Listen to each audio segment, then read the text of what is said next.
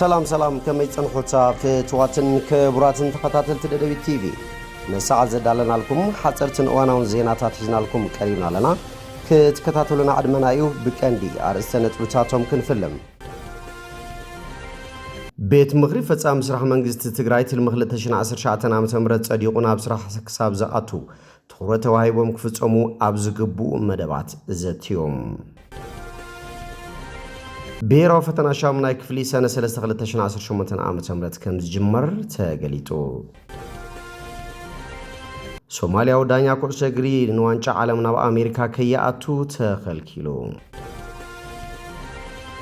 እስራኤልን ኢራንን ሎሚ ዶም ባልተخሲ ዳግማይ እንተዘይተ ጣሒሱ ምንም አይነት መጥቃዕቲ አይነ ፍጽምን ክብላ ገሊጸን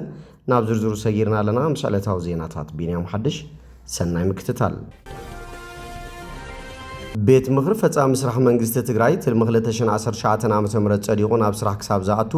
ትኩረት ተዋሂብዎም ክፍጸሙ ኣብ ዝግብኡ መደባት ዘትዮም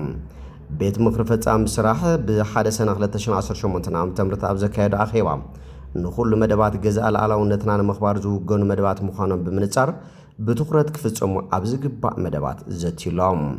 በመሰረት እዚ ንምዕርያ ወሃባ አገልግሎትን ምቁጻር ብልሹ አሰራርሓን ግቡእ ትኩረት ክወሃባ አንፈት ዘቀመጠ ተፈጻም ስራሕ ኣብ ሰላም ጸጥታን ፍትሕን ሰናይ መምሕዳርን ከምውን ስራሕቲ ልምዓት ምእካብ እቶት ጉዳይ ደቂ ኣንስትዮ ሚድያን ኮሙኒኬሽንን ኣብ ሓጺርዋን ክፍጸሙ ኣብ ዝግባእ መደባት ዘትዩ ውሳነ ኣሕሊፉሎ ክብል ቤት ጽሕፈት ፕሬዚደንት ሓቢሮም ብሔራዊ ፈተና ሻምናይ ክፍሊ ሰነ 3218 ዓመተ ምህረት ከም ዝጅመር ተገሊጾም ብብርኪ ትግራይ ጽባሕ 3 ሰነ 2018 ዓመተ ምህረት ዝጅመር ብሔራዊ ፈተና ሻምናይ ክፍሊ ከም ከተማ መቐለ 5154 ደቂ ኣንስትዮ ዝርከብኦም 9799 ተምሃሮ ንፈተና ከም ዝተዳለዉ ኣመኻሪ ከንቲባ ማሕበራዊ ጉዳይ ከተማ መቐለ ኣይተ ጌታቸው ወዳጅ ገሊጾም ኣብዛ ዓመት ካብ ዝተሳለጠ ትምህርቲ ወፂና ኣብ ስሩዕ ከይዲ ምምሃር ምስትምሃሪና ሓጊና ዝበሉ ኣይተ ጌታቸው ተምሃራይ ኣብ ብቕዓትን ዓርሰ እምነትን ዝተመስረተ ዝበለጸ ውፅኢት ንምምዝጋብ ጻዕሪ ተገይሩ ክብሉ ገሊጾም ከም ከተማ መቐለ እዚ ፈተና ኣብ 45 መፈተኒ ማእከላት ዝካየድ እንትኸውን ንኣመራርሓ ትምህርቲ መምህራን ሱፐርቫይዘራትን ኣካላት ጸጥታ ኦሪንቴሽን ተዋሂብዎም ዘድሊ ቅድመ ምድላው ከም ዝተወገነ ድማ ሓቢሮም ካብዚ ብተወሳኺ እዚ ፈተና ብኣግባቡ ንምክያድ ምምሕዳር ከተማ መቐለ ኣስታት 9 ሚልዮን ብር ከም ዝበጀተ ኣይተ ጌታቸው ወዳጅ ሓቢሮም በጀት ዝምልከት ክፍለ ከተማታት ባዕለን ክኽእላ ይግባእ ነይሩ ዝበሉ ኣይተ ጌታቸው ይኹን እምበር ዘሎ ጸገም ኣብ ግምት ብምእታው ምምሕዳር ከተማ መቐለ ሎሚ ዓመት እውን ሙሉእ ብሙሉእ ከም ዝሸፈነ ተዛሪቦም ተምሃሮና ዓመት ሙሉእ እናጸዓርሉ ዝጸንሑ ምድላው ዘደናግሩ ወረታት ብዘይ ምድማጽ ኣብ እዋን ፈተና ብእዋኖም ተረኺቦም ብጽቡቕ ስነ ምግባር ክፍተኑ ከም ዝግባእ ድማ ተላብዮም እዚ ፈተና ዘተሓባብሩ መምሃራንን ኣካላት ጸጥታን እውን ብዝተዋሃበ ኦሪንቴሽን መሰረት ተምሃሮ ተረጋጊዖም ክፍተኑ ሓላፍነቶም ክዋጹ ኣይተ ጌታቸው ወዳጅ ጸዊዖም ክብል ሓበሬታን ርክብን ከተማ መቐለ ጸብጺቦም ሶማሊያው ዳኛ ኩዕሶ እግሪ ንዋንጫ ዓለም ናብ ኣሜሪካ ከይኣቱ ተኸልኪሎም ሶማሊያው ዳኛ ኩዕሶ እግሪ ዑመር ዓብድልቃድር ኣርታን ንመዛዘሚ ጸወታታት ዋንጫ ዓለም 2026 ክዳኒ ፈላማይ ሶማሊያው ዳኛ ኮይኑ ብፊፋ ተመሪጹ ነይሮም ናብ ኣሜሪካ ብዘምርሓሉ ግን መንግስቲ ሃገር ከይኣቱ ስለዝኸልከሎ ናብታ ዝተበገሰላ ቱርኪ ክምለስ ተገዲድሎም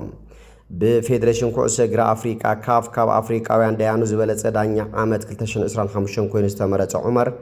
ኣብ ኣሜሪካ ኣህጉራዊ መዕርፎ ነፈርቲ ሚያሚ ምስ በጽሐ እዩ ከይኣቱ ብሰመዚ ኢሚግሬሽን ሃገር ተኸልኪሎም ሶማሊያ ሓንቲ ካብተን ብምሕዳር ዶናልድ ትራምፕ ዜጋታታ ናብ ኣሜሪካ ከይኣቱ እገዳ ዝተነበረላ ሃገር እኳ እንትኾነት ሰመዚ ኢሚግሬሽን ኣሜሪካ ግን ንዑመር ንምንታይ ምእታው ከም ዝኸልከልዎ ብወግዒ ኣይሓበርዎን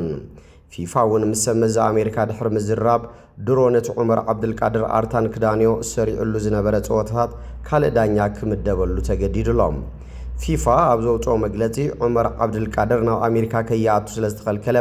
ኣቀዲሙ ክለማመድን ዋንጫ ዓለም 2026 ክዳኒ ከም ዘይኽእልን ኣረጋጊጽና ኣለና ኢሎም ፊፋ ኣብ ጉዳይ መስርሕ ኢሚግሬሽን አንገድ ሃገራት ኢዱ ከእቶ ይኽእልን እዚ ድማ እንኮላይ ንቪዛ ምውሃብ ዘጠቃልል እዩ ሰመዛ ኣሜሪካ ድማ ኣብ ውሳነ ምምላሱ ንሕጂ ዝቕየር ነገር ከም ዘይህልዮም ገሊጾምልና ኢሎም ምስ ዝሓለፉ ፍጻመታት ፊፋ ብምርኣይ ድማ ሓንቲ የእንጋዲት ሃገር ኣመወዳእታ ንመን ቪዛ ትህብን ንመን ናብ ሃገራ ከኣቱ ትፈቅድን ንስያቱ ስንክብል ወሲኹም ሶማልያው ላዕለዋይ ኣማኻሪ ሚኒስትሪ መንእስያትን ስፖርትን ምስ ቢቢሲ ኣብ ዝገበሮ ቃለ ምሕተት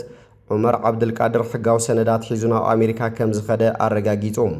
በዓል መዚ ኤምባሲ ሶማልያ ኣብ ናይሮቢ እውን ንኣርታን ካብ መጀመርታ ቪዛ ኣብ ምርካብ ዕንቅፋታት ምስ ኣጋጠሞም ብፍሉይ ናይ ዲፕሎማት ፓስፖርት ከም ዝተዋሃቦ ንቢቢሲ ሓቢሮም ፌደሬሽን ኩዕሶ እግሪ ሶማልያ እውን ህጹጽ መብርሂ ክወሃቦ ንሰመዚ ፊፋ ሕቶ ኣቕሪቡሎም ካብ ዋይት ሃውስ ንፍሉይ ሓይሊ ዕማም ዋንጫ ዓለም 2026 ዝመርሕ ዘሎ አንድሪው ጉልያኒ ንምምላስ ዑመር ኣመልኪቱ ምስ ቢቢሲ ወርልድ ሰርቪስ ኣብ ዝገበሮ ቃለ ምሕተት ናብ ዝርዝራዊ ሓበሬታ ከኣቱ እኳ እንተዘይደለኹ ብጉምሩክን ምክትታል ዶባት ንዝተዋሃበ ቁኑዕ ውሳነ ከም ዝነበረ ክነግረኩም እኽእለ ነቲ ውሳነ ድማ እድግፉ ኢሉ ዑመር ካብቶም ነቲ ኣሜሪካ ካናዳን ሜክሲኮን ብሓባር ዝእንግድኦን ካብ 11 ሰነ ክሳብ 19 ሓምለ ዝካየድን 104 ፀወታታት ዘእንግድ ዋንጫ ዓለም ክዳንዩ ዝተሓረዩ 52 ዳያኒ ነይሮም ኣርታን ካብ 2018 ጀሚሩ ብፊፋ ወግዓዊ ናይ ዳይነት ወረቐት ተዋሂብዎ ኣባል ዳያን ፊፋ ኮይኖም ኣብ ፀወታታት ኣፍኮን እውን ዳኛ ኮይኑ ኣጻዊት እዮም ኣብ ዓመት 2025 እውን ኣብ ቺሊ ኣብ ዝተኻየደ ዋንጫ ዓለም ትሕቲ 10 ዓመት ዳኛ ኮይኑ ከም ዘጻወተ ዝፍለጥ እዮም እስራኤልን ኢራንን ሎሚ ዶ ምባል ተኽሲ ዳግማይ እንተዘይተጣሒሱ ምንም ዓይነት መጥቃዕቲ ኣይንፍጽምን ክብላ ገሊጸን ዘላቒ መፍትሒ ዘይተረኸበሉ ኩናት እስራኤልን ኢራንን ሎሚ ዶ ምባል ተኽሲ ዳግማይ እንተዘይተጣሒሱ ምንም ዓይነት መጥቃዕቲ ኣይንፍጽምን ብምባልን ኣፍሊጠን ዘለዋ ቀዳማይ ሚኒስትር እስራኤል ቤንያሚን ኔታንያሁ ኣብ ዝሃብዎ መግለጺ ብወገን ኢራን ዝፍጸም መጥቃዕቲ ነፈርቲ ንግዚኡ ደው ከም ዝበለ ኣረጋጊጾም ይኹን እምበር ምስ ኢራንን ሒዝቦላህን ዘሎ ዕዮ ገዛ ከም ዘይተዛዘመ ኣጽንዖት ብምሃብዮም ተዛሪቦም ሰራዊት ኢራን ብግዲኡ ቴህራን ኣብ ልዕሊ እስራኤል እትፍጽሞ ዝኾነ ይኹን መጥቃዕቲ ደው ከም ዘበለት ኣላው ገይሮም ፕሬዝዳንት ትራምፕ ኣብ መንጎተን ሃገራት ከም ብሓድሽ ዝደገሰ ኩናት ደው ምባሉን ኢዶም ኣብ መንጎ ኣሜሪካን ኢራን ዝግበር ዘሎ ድርድር ኣብ እወንታዊ ኩነታት ከም ዘሎ እውን ተዛሪቦም ውጽኢት እቲ ድርድር ንኹሎም ወገናት ዝረብሕ እዩ ምባሎም ቢቢሲ ጸብጺቦም ባርከስ ፍትዋትን ክቡራትን ተኸታተልቲ ደደቢት ቲቪ ነሳዕ ዘዳልናልኩም ዜናታት ነዚኦም ይመስሉ ስለቲ ምክትታልኩም ኣመስግና ካልኦት ሳብ ንራኸብ ሰሰናይ ናኹም